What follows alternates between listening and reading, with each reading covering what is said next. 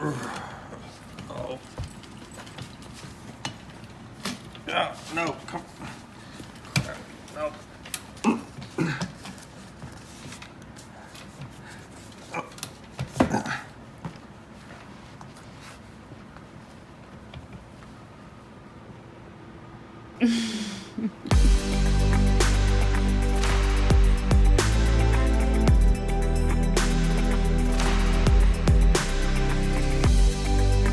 Dumpy, what are you doing?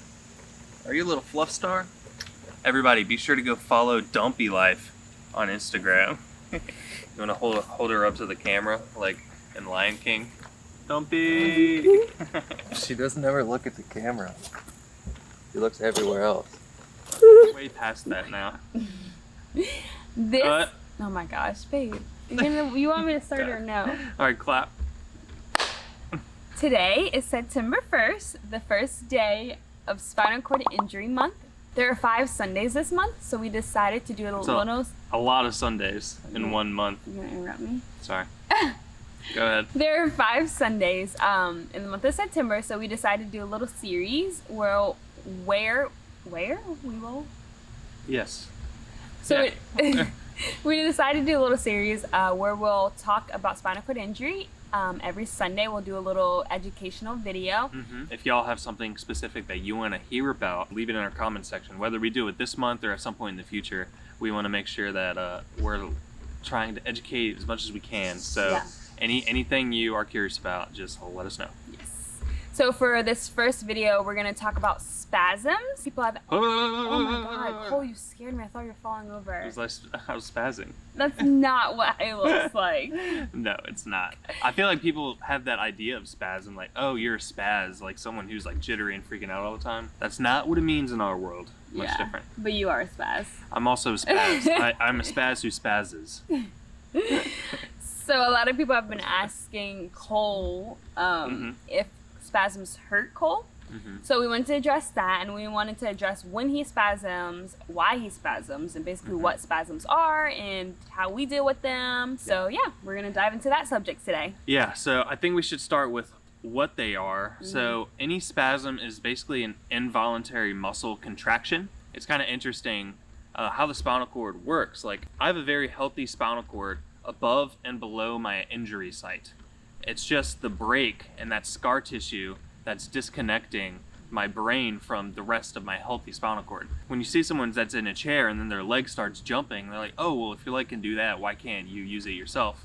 It's like, well, everything works, it's just not connected. Yeah. So that's what they are, just involuntary muscle contractions. The reason why they happen is kind of not entirely known, or at least nobody has explained it fully to me.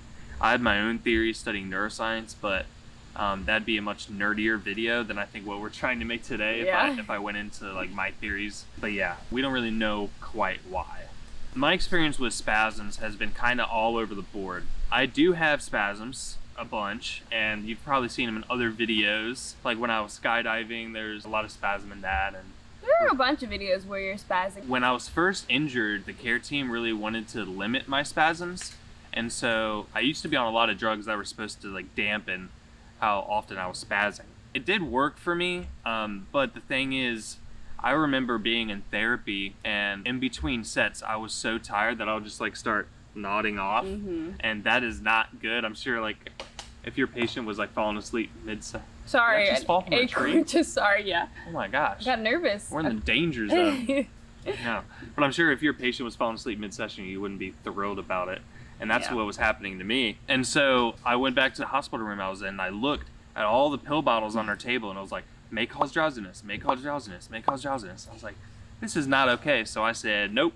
And I totally stopped using all of the spasm blocking medicine. And I was much more awake, which was great. I've also found that the spasms in my situation aren't so violent that they're painful. They're not really uncomfortable for me. And they actually make a big difference in retaining some muscle tone in my legs, because I can't flex all the muscles in my leg. And if I didn't have spasms, there would be a lot more atrophy. So because I still have some thick thighs and calves, I mean, that allows for me to like transfer not so delicately because like I don't have to worry about breaking a bone or something because there's some muscle there to protect it. Also, Charisma can sit on my lap, which is really nice because I know some people who, with their significant partner, they can't do that just because it might break their legs. Yeah, they're too fragile. Cole has a lot of meat, and it has to do a lot with him being able to have spasms that keep his legs his muscles strong enough. I've gotten asked, like, is it safe for you to sit on his legs all the time? And it's like, I don't sit on Cole's legs more than 5 minutes. Right. If we're like going down a hill, he'll give me a free ride, and I'm doing that, and that's like a minute long. Plus, I only weigh like 125, which is a good amount of weight, but it's not dead weight on his legs ever.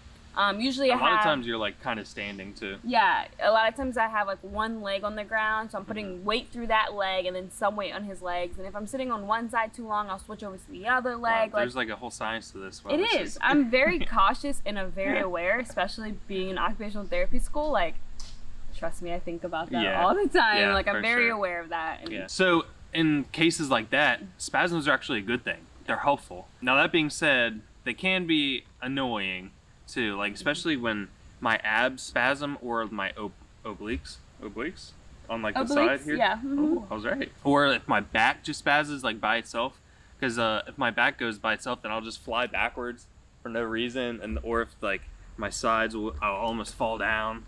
I'll probably just left the frame. Bye. In that way, they can be a little bit annoying. How else can they be annoying? When you're editing. Oh yeah. Usually when Cole's editing, he'll like call me up and he's like, can you bungee cord my feet down? Because when he's editing, his legs will spasm and then they'll kick out, and then he will knee the table because the table has like this little bar, and he'll knee the table, and for a long time his knees were so beat up.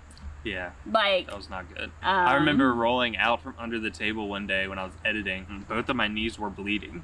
And I had no idea. I was like, oh my gosh. And of course it looked a lot worse because of the blood. Like, we wiped it and it wasn't even that bad. Yeah. And I was like, all right, we got to do something. So now we just strap my feet down, and it's not a problem. Oh, one other thing that is actually kind of useful but also can get in the way is my hands will spasm, mostly my right hand. Like, it'll just clench up. I can kind of control my spasms when I know that there's one kind of built up ready for me. So that's helpful for like, if I need to grab a water bottle or something like out of the pantry, I can reach forward, put my hand around a water bottle, take a deep breath. Oh, it's working. Oh, it worked. See? It clenched, and now it's gonna let go softly, yeah. So I can grab a water bottle like that, and it's almost as if I can use my hands. And when it works perfectly, I'm like, oh, I just felt able-bodied for a second. Yeah. And it's like really, really nice. But I feel like I remember one time when you were eating something and you spazzed and smushed whatever he was eating in his hands.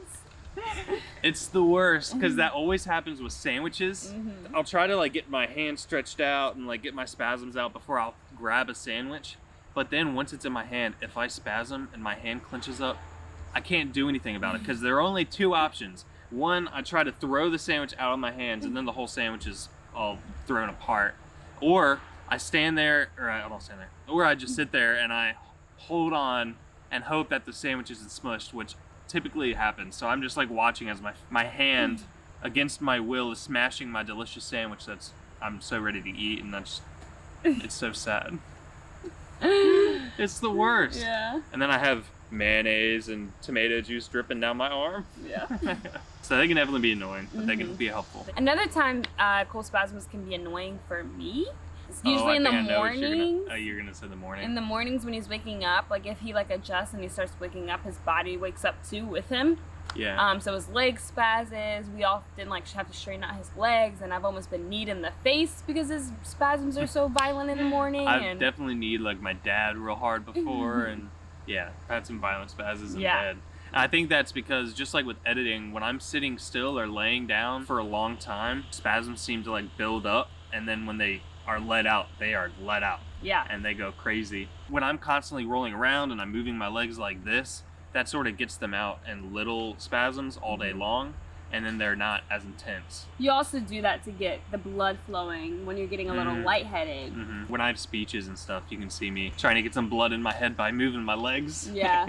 So some people take baclofen orally, or they have the baclofen pump. which helps minimizes their spasms, because some people's spasms can be very intense, can be very violent, can be very uncomfortable. So we know a couple of people who use the baclofen pump or take baclofen orally. The baclofen pump is different from just taking a pill because they actually put something inside of you that stays inside of you, and it's delivering that drug straight to your spinal cord, which is pretty intense surgery. I mean, that's in you all the time. So that's, I mean, it's a big decision, but having violent, painful spasms, that's also a huge issue with people. So they would make that decision because they can't deal with the spasms anymore. Yeah, they can be helpful. It's definitely a trade-off, and everybody is different with how they want to deal with their spasms. Some people have more intense spasms, more painful spasms. Some people's spasms are really beneficial to them. They do not hurt. So it's just all dependent on the person. What? I was just watching you talk. Why are you laughing? I wasn't laughing. You're so smirking. I heard you. Just keep talking. So it's just all dependent on the person. Everyone's different. Every spinal cord injury is different. So as we go through this month, remember that we're talking in regards to Cole, but that may not mean the same thing for another person dealing with quadriplegia or paraplegia or any kind of spinal cord injury. Everyone's different. Very different, especially in this world.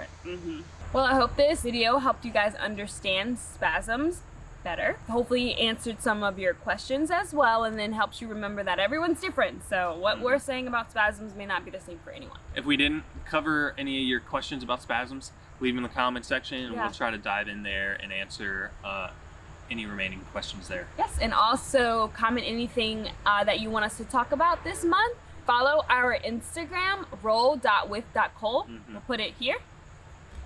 Ding.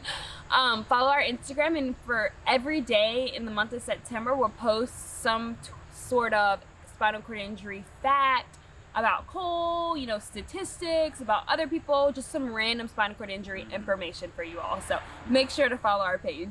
Yeah. Thanks for watching, y'all. Thank you. Don't forget to like, comment, share, subscribe, and stay positive. Wait, you're supposed to sing it. Everybody liked the singing. Yeah, I can't do that every time. All right, go smack that camera.